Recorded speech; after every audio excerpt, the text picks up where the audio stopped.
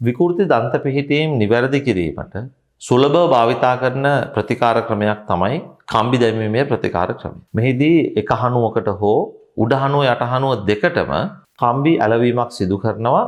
ඒ කම්බි ශ්‍රේණිය දිගින් දිගට මාරු කිරීමේ ක්‍රියාවලිය ඇතුලේ විකෘති දන්ත පිහිටීම් නිවැරදි වෙනවා.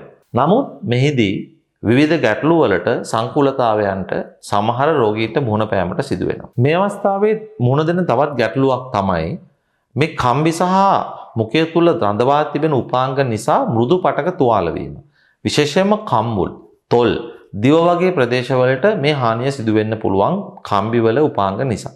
ඒ වගේම කම්බි වල තිබෙන තියුණු අන්තයන් නිසා, sharp edges නිසා සමහරට මේක වෙන්න පුළුවන්.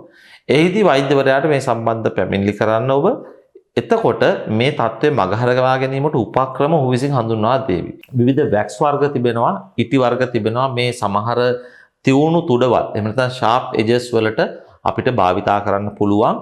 එම ප්‍රදේශ මෘදු පටක වල ගෑවිලා තුවාල වෙන එක වළක්වන්න. ඒ වගේම සමහර තැන් අපිට මැෂින් එකෙන් ට්‍රිම් කරලා හදන්න පුළුවන්. ඊටාත්ම කෙටි කරලා කපලා දෙන්න පුළුවන්. මේ ආදී වශයෙන් කරන්න පුළුවන් දේවල් තිබෙනවා. ඒ කොහොම වුණත් මුඛයේ මෘදු පටක, දිව කම්මුල්, තොල් ආදිය තුවාල වෙනවා නම් දිගින් දිගටම මේ කම්බි වල උපාංග නිසා ඔබට වෛද්‍යවරයාට මේක පැමිණිලි කරලා සහනයක් ලබා ගැනීමේ හැකියාව තිබෙනවා. දන්ත ශල්‍ය වෛද්‍ය විද්‍යාව පිළිබඳව, මුඛ සෞඛ්‍ය පිළිබඳව දැනුම ඔබට තවදුරටත් ලබා ගැනීමට අවශ්‍ය නම් මෙහි ඩිස්ක්‍රිප්ෂන් එකේ තිබෙන ලින්ක් එක හරහා අපගේ WhatsApp සමූහයට එකතු වන්නට පුළුවන්.